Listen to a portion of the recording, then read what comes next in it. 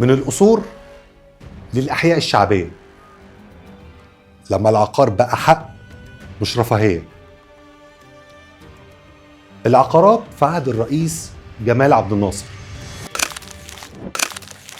في عهد الأسرة العلوية اللي الحكم فيها كان ملكي، كانت العقارات حكر على الأكابر فقط، وامتلاكها رفاهية مع استثمار بسيط، لأن في الوقت ده الزراعة كانت هي الأساس.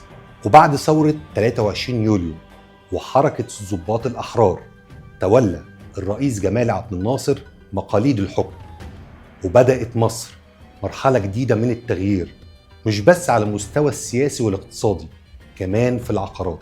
في بداية حكم الرئيس جمال عبد الناصر كانت رؤيته تحقيق العدالة الاجتماعية والاهتمام بالمواطن البسيط، وده كان ليه تأثير كبير على السوق العقاري.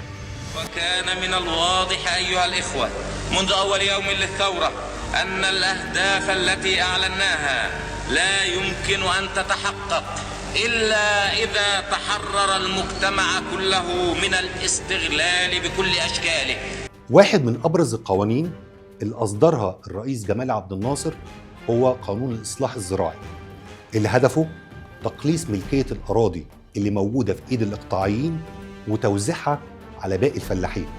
العقار اتحول من مجرد وسيلة للوجاهة والرفاهية إلى حق من حقوق المواطن، وأصبح الهدف من العقار هو السكن وليس التفاخر بالملكية. وكمان قرر الرئيس جمال عبد الناصر إن هو يأمم شركات المقاولات الكبيرة في مصر، وده كان جزء من خطة أكبر لإدارة مشاريع الإسكان بشكل مركزي وتوسيع دائرة وصول الإسكان للفئات الشعبية.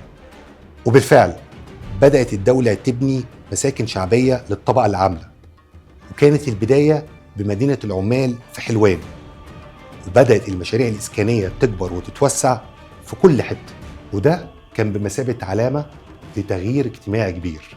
وفي خطوة جريئة أصدر الرئيس جمال عبد الناصر قانون الإيجار القديم سنة 1954، والهدف من القانون حماية المستأجرين في الأحياء الشعبية من الطرد ورفع الإيجارات. وده خلق ركود كبير في بناء العمارات الجديدة، لأن المستثمرين ما كانوش بيقدروا يتحصلوا على عوائد جيدة من الإيجارات.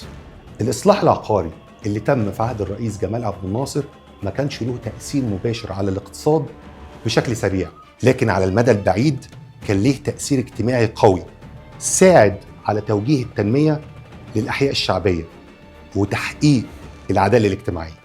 في النهاية فترة جمال عبد الناصر كانت نقطة تحول كبيرة في سوق العقارات المصرية، من القصور اللي كانت بتعبر عن الوجاهة الاجتماعية إلى الأحياء الشعبية اللي كانت بتعكس رؤية جمال عبد الناصر في تحقيق العدالة الاجتماعية وتوفير السكن لكل المواطنين.